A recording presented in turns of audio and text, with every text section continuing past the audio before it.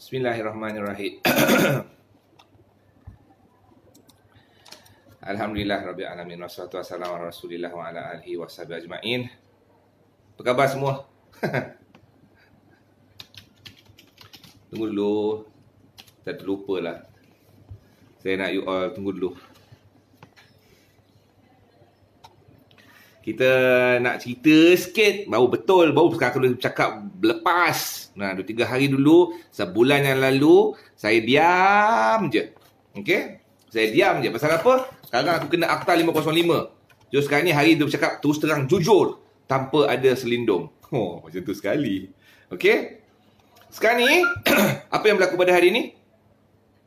Apa yang berlaku pada hari ni, tuan-tuan? Okay. Dalam slot, siapa suruh Tayyidatul Zakro, hari ni baru kita sebut panik coronavirus. Maksud tu panik influenza. Itu panik palsu. Panik influenza, panik palsu. Panik coronavirus, ini saya nak sebut panik yang betul. Panik yang betul kenapa? Kerana baru WHO sibuk nak sebut pandemik. Siapa-siapa yang tengok YouTube channel saya yang pada peringkat awal, masa kes dekat Wuhan, baru dalam 2 tahun lebih. Saya kata apa? Bila coronavirus able untuk establish human to human transmission, kita patut panik. Kita dah sebut dah. Saya dah sebut dah. Taklah aku bodoh sangat kan nak sebut. Tapi pasal kita ni mungkinlah kita doktor biasa. Kita ni tak cukup pandai. Jadi nanti kena pula Akta 505. Kebanyakannya doktor tahu bahawa coronavirus once dia spread kepada human to human, you sepatutnya risau. So dalam kes ni, kalau tengok dalam Facebook saya cuba berkias, berkias, berlembut, berselindung, berapa lagi? Berlapik supaya tak nak against authority. Tak nak against authority. Pasal apa? Tuan-tuan kena faham. Dalam 100 tahun bahawa kita tak ada pandemik. Apa itu maksud pandemik? Pandemik bermaksud penyakit yang penyakit itu dia cross region. Cuba cerita, start bulan berapa lagi dah cross region? Daripada China tu dah cross sejak bulan berapa lagi dah cross? Yang mana WHO mangkak tu yang kita duk agung-agungkan, janganlah percaya WHO ke, WHO Global ke, apa lagi? OIC ke, apa lagi? UN ke, United Nation ke, ini semua ni mangkuk ayun semua ada kepentingan peribadi. Mana dia fikir diri sendiri? Dia fikir bisnes. Dia fikir keperluan negara-negara maju, keperluan ekonomi. Dia tak fikir nyawa. Jadi, apa yang berlaku sekarang, baru hari ini kita declare dia pandemik. Bila dia sebut pandemik, maksudnya dia cross region. Retrospektif sekali lagi,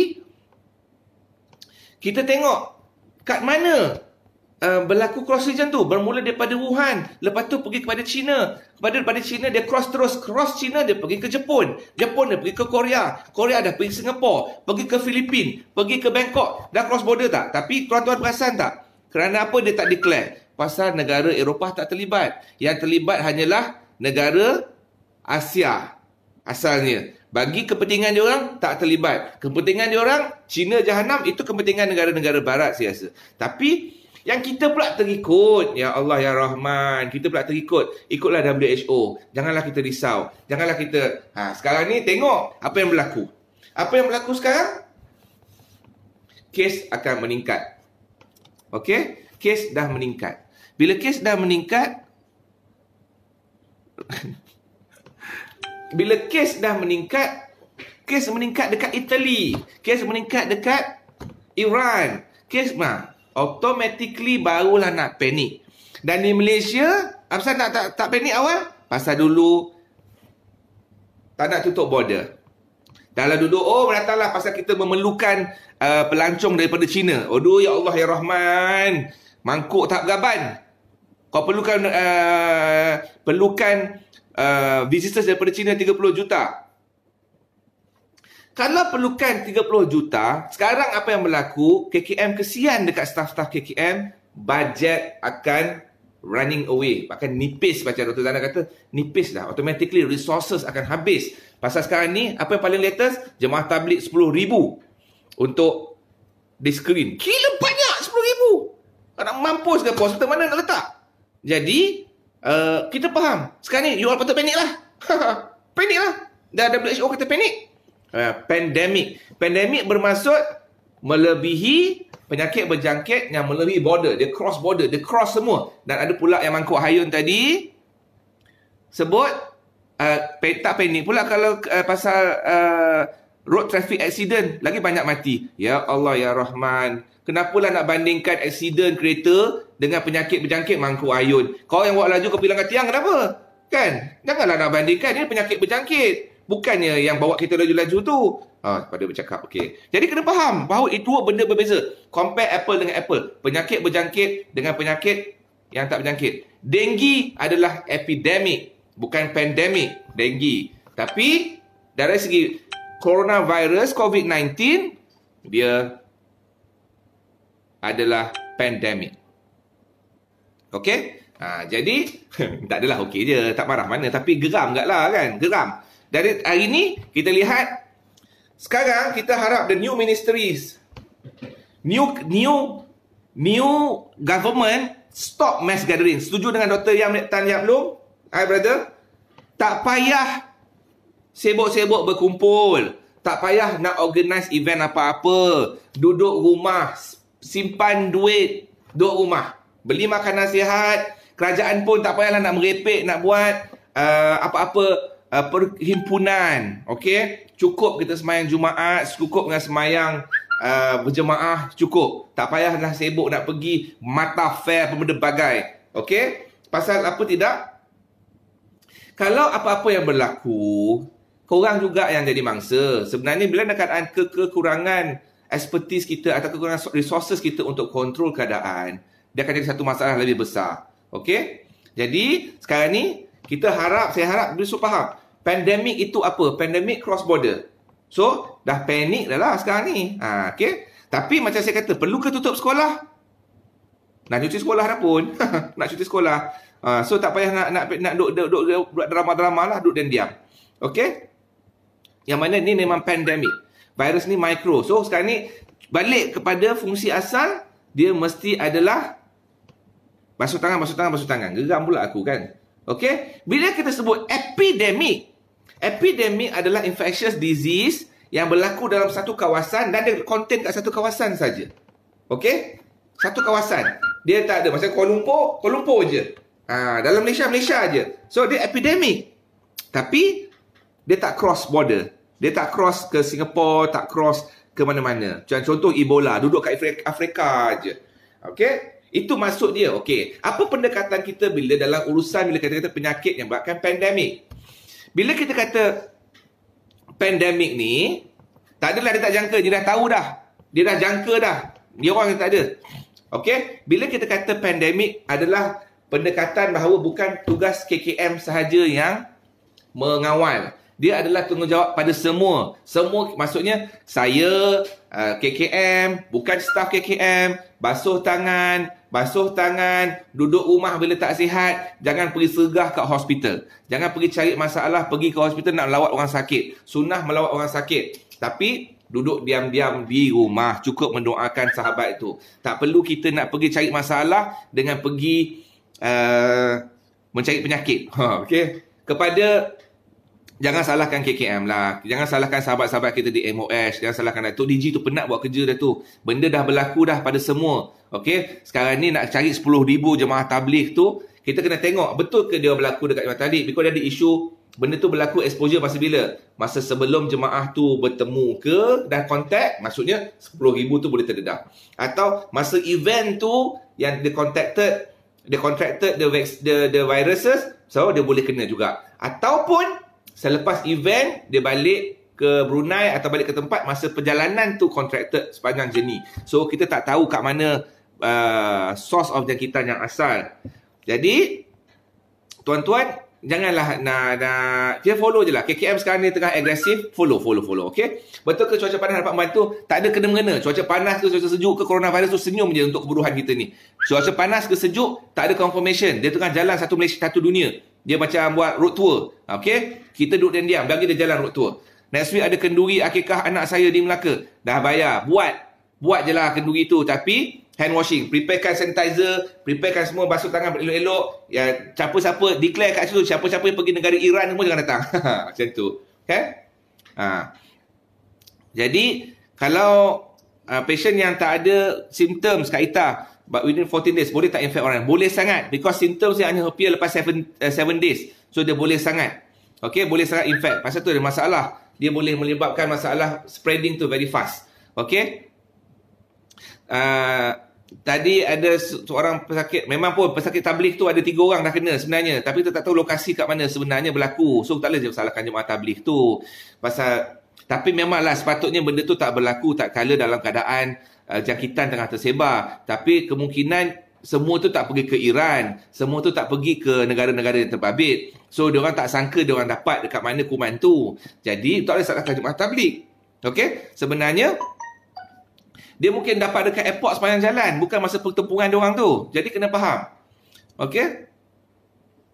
Betul, kes yang dekat Bentong tu memang tabligh. Saya faham yang tu, memang betul Nisa. Memang betul kes tu daripada tabligh, tapi tak tahu dia kontraktor daripada mana. Betul minum air dan lemon. Sebenarnya minum air banyak. Just minum air banyak sahaja, tak kisahlah air lemon apa ke, naik kelapa ke, yang penting minum air banyak. Kalau kita tak sihat ni macam sekarang ni, saya kesemputan sikit. Kesemputan sikit.